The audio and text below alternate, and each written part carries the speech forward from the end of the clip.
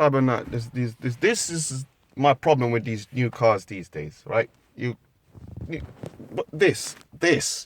I mean, this one isn't too bad because this one's got the touchscreen built into the dashboard where it should be. But my God, more time you see them, they got the thing sticking out the dashboard, especially in the BMW. What the bloody hell is that? How can you have a tablet sticking out the dashboard? And why?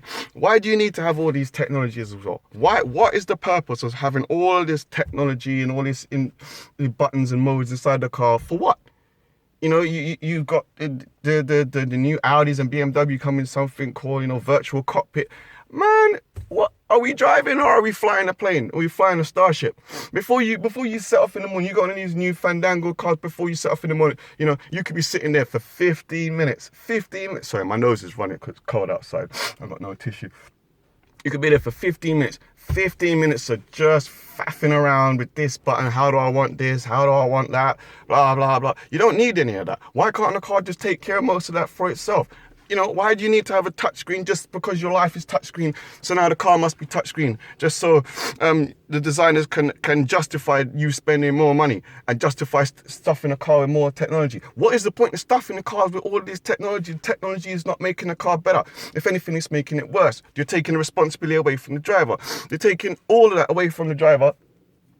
And what are you left with? You're just left with a car that can basically drive itself. But then they can drive themselves these days because some of them got this thing called autopilot and it can keep itself in the lane and then it can drive. But then on some of these cars that's got this lane discipline thing, if you slightly move over, the car will pull you back into the middle.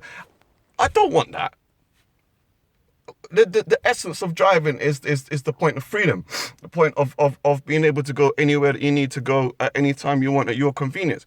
But if you take away that freedom, if every time when you have to leave out, there are about a myriad of screens and a myriad of buttons and all these different things distracting you from the actual pursuit of driving. So because of that now, you really have to ask yourself, who really is in charge? I thought driving was all about us getting from place to place, because at the end of the day, doesn't matter what car you're in, all it would do is take you from point A to point B. Doesn't matter where it is, doesn't matter how far it is, whatever.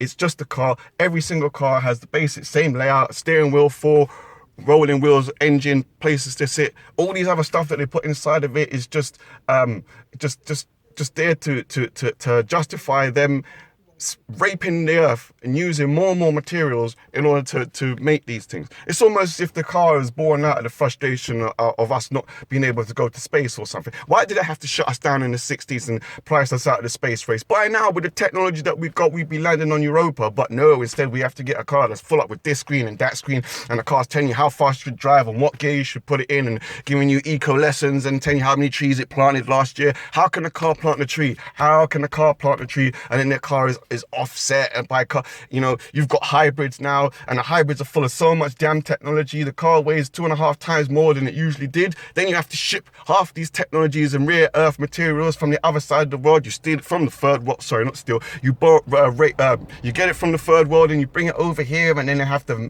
melt it. And then when the car's done, you scrap it all, and then you send all those toxic products back to the place where you brought it from, the more poor area, and then they have to melt it down, and then the wet. It's just an evil cycle.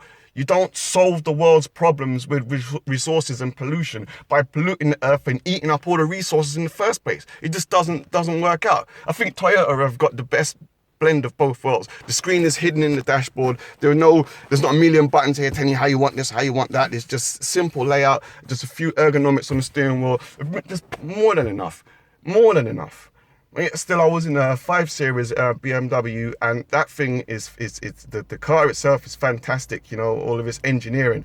But there's so much buttons and all this going on in the background, you think to yourself, I could sit in the back seat and this car could pretty much drive itself. And that's where it's leading to. Cars are going to be able to drive themselves. So if the car's driving themselves, then what's the bloody hell point of having all this technology in the first place? You tell me.